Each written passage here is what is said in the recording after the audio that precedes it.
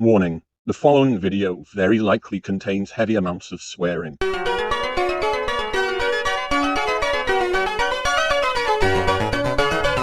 Hi everyone, it's your old pal, Karl Welshman, and today I'm going to be talking about the Hard Day's Night Hotel in Liverpool.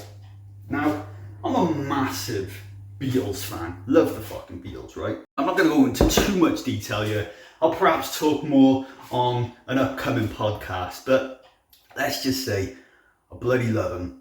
And as a present, a special somebody got me the Paul McCartney book of lyrics, and inside was a little inscription saying, basically, we're off to Liverpool for a weekend. Well, the weekend has been and gone, and I had an amazing time in Liverpool. I've seen so much Beatlesy stuff, and I'll have a look through the footage and things I've got, and I might do a bit of a review on some other things. But the main thing I want to talk about today is the Hard Day's Night Hotel.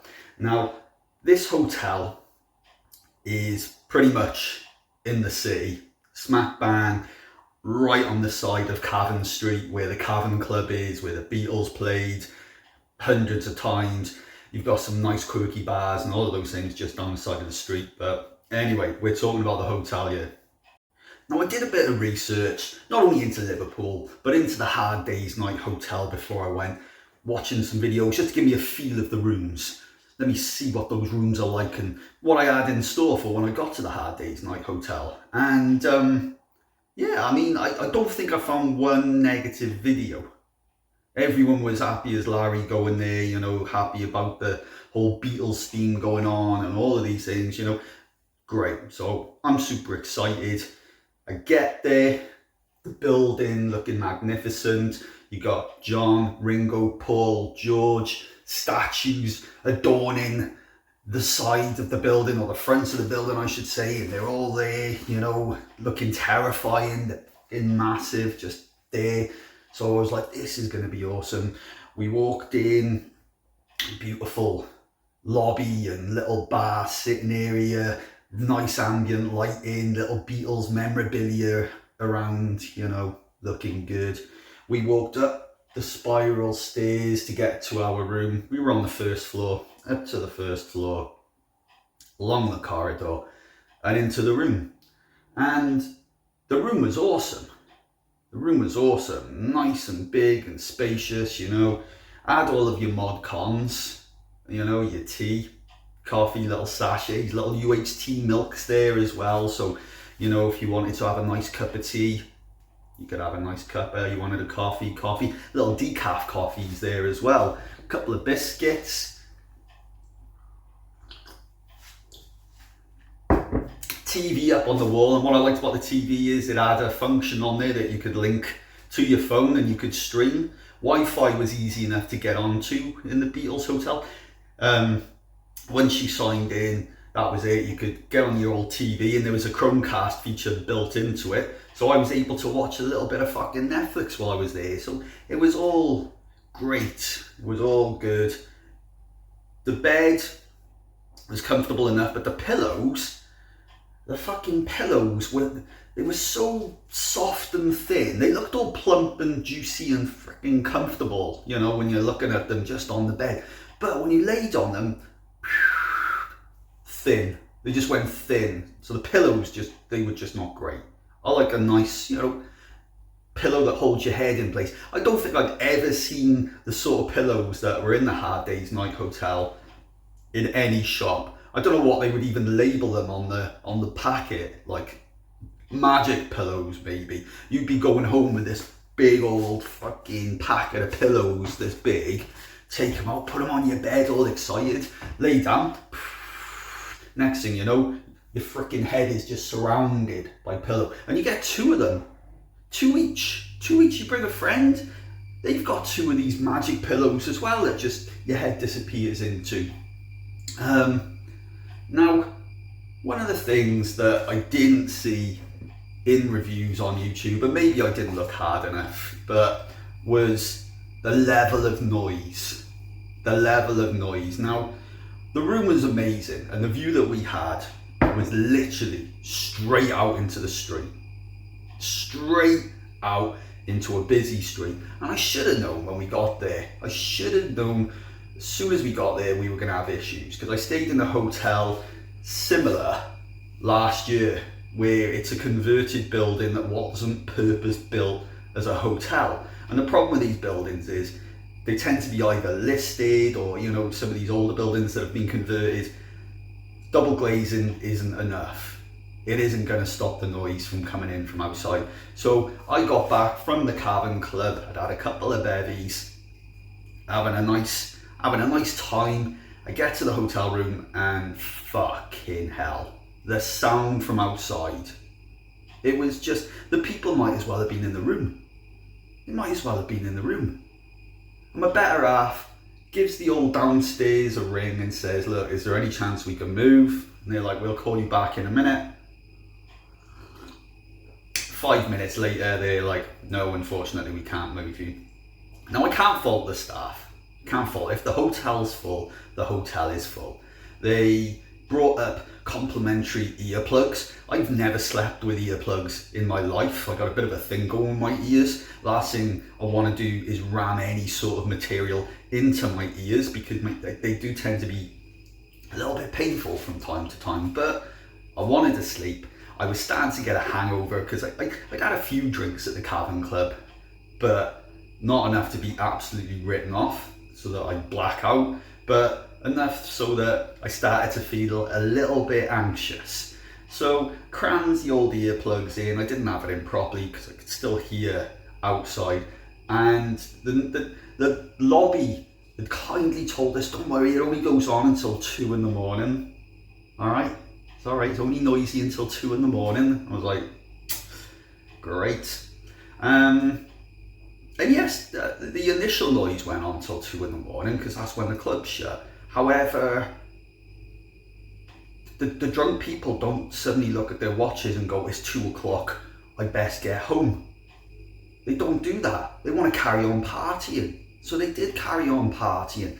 There was all sorts of screaming and shouting coming from outside. There was things smashing. Not to mention then, at some godly hour, cleaning trucks going up and down, cleaning up bottles, cleaning up all bits and pieces directly outside the hotel. I just wanted to be bloody honest in this video, in case you are going to be staying at the Hard Days Night Hotel, right? Because if you were put at the front, you're going to get a lot of noise. And if you're a sensitive sleeper like me, that's rubbish. But I know there's people watching. My daughter, she sleeps through a bloody alarm constantly. The alarm will be going off and off and off and off. She just sleeps through it, all the way through it. There's just people like that. I go, my fucking dad will fall asleep just talking. He's sleeping now probably. He's probably just eating his fucking breakfast, but sleeping. So I know there's people like that. But if you're a light sleeper, if you're at the front of the Hard Days Night Hotel looking out into the street where the bloody statues are, right? You're gonna want to be moved, and you're gonna want to do that quickly, especially if you're there on a Saturday. Now, the Sunday, because we were there for a couple of days, they did move us, and they moved us to a completely silent room. Completely fucking silent. There was nothing, not a peep. It was amazing. Our window was right in the corner of the room, and it sort of looked down towards some sloping roofs. We were another floor up as well. We weren't on like the first floor, we were on the second floor. The view was awful, but I don't care. When I go to my hotel room, right, unless I'm in fucking Spain or Barbados or Beirut, I don't really care what is going on outside. I want to go to my room, have a comfy bed, nice shower facilities and all of that, you know, be able to have a nice wash, chill, whatever. That's all I want to be able to do. So the second room we were given was perfect. The only issue that I had then, and this actually, I need to go back to the original room from the Saturday night. We had, like, I don't know whether all the rooms are like this, but our room had a door which you could, you know, go into the room next to you. So, you know, I'm assuming that's if you were staying as a family, so that you could be connected. So there was a door, you know, against the wall next to the TV. The sound just travelled through that, I could hear, so when I finally got settled near 2 o'clock, I could hear this girl and guy in their room. They weren't up to shenanigans, not at this point. I'm pretty sure they were later on, but I could hear her constantly shouting to her boyfriend. His name was Will. All I could hear, Will had clearly gone to sleep, or was pretending to be asleep, because she was doing my fucking head in, let alone poor old bloody Will. So Will. So that was a bit of a pain in the ass. When we got into our quiet room, we had a similar sort of situation. There was a kind of a door in the room, and I don't know what it was connected to, but it sounded like the old fella that was in the room next to us was dying. He had like a thing where he kept going, and he was doing that for ages. Now luckily, that did stop at about 10, and I was like, maybe he's dead. Maybe he's died now or something. And then I did hear a little, and I was like, we're all good. That night though, slept like a fucking baby. Other than, once again, magic fucking pillows. Magic thin pillows. So, the breakfast was spot on. Absolutely spot on. I think it's £18 on the day, or £10 if you pay the previous day. So you can go down to the desk and go, hey, can I pay a tenner and I'll have that breakfast tomorrow. So, and it's great. It's one of those all-you-can-eat buffets. A brilliant range of, you know, the usual staples: sausage, bacon, beans, tomatoes, mushrooms, hash browns, fried eggs, scrambled eggs, kale. I've never had kale before. It was like crispy kale. I did get some to try it, and when I ate it, I put a load in my mouth, and it felt like somebody had squatted down and just farted into my open mouth. That's all I could taste for a good sort of 2 hours, despite eating sausage and bacon and stuff. Every time I burped, all I could taste was like a meaty mix and kale at the end, like a very farty kale. But the breakfast is fucking great. I can't fault the service of the staff. They were doing everything they can, even on that night where it was noisy. It's not their fault. It's not their fault, and it's something that maybe in hindsight we should have just picked up on as soon as we got in the room, because we'd experienced something similar before. You know, we should have looked outside and gone, yeah, this is going to be noisy, because it was noisy even at that point. The fact that we looked outside and you could see there were pubs, and I think directly beneath our room was the resident bar as well.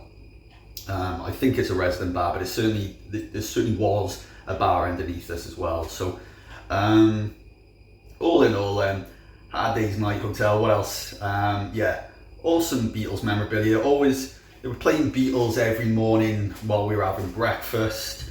I did sit down in the sort of lobby bar bit, which was really nice ambience.